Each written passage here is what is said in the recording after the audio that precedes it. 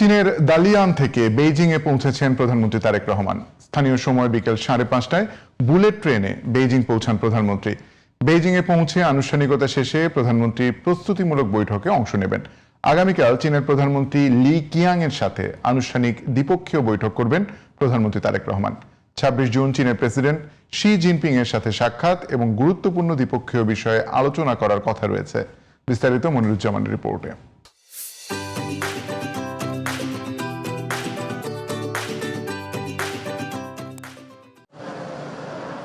বুধবার স্থানীয় সময় দুপুর 1:30টার দিকে চীনের দালিয়ান থেকে বুলেট ট্রেনে করে বেইজিংয়ের উদ্দেশ্যে রওনা দেন প্রধানমন্ত্রী তারেক রহমান।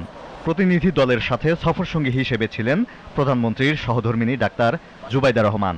স্থানীয় সময় বিকেল 5:30টায় বেইজিংয়ে পৌঁছান প্রধানমন্ত্রী।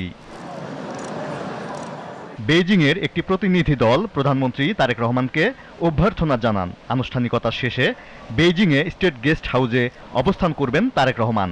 বেশ কয়েকটি প্রস্তুতিমূলক বৈঠকে অংশ নেবেন প্রধানমন্ত্রী। বৃহস্পতিবার চীনের প্রধানমন্ত্রী লি কিয়াংয়ের সাথে আনুষ্ঠানিক বৈঠক করবেন প্রধানমন্ত্রী তারেক রহমান। 26 জুন চীনের প্রেসিডেন্ট শি জিনপিং এর সাথে সাক্ষাৎ এবং দ্বিপক্ষীয় বেশ কিছু চুক্তি ও সমঝোতা স্মারক স্বাক্ষরের কথা রয়েছে।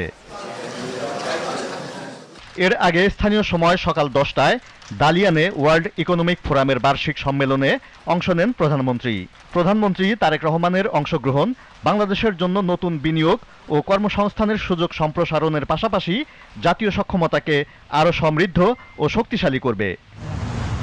Moniruzzaman, GTV news.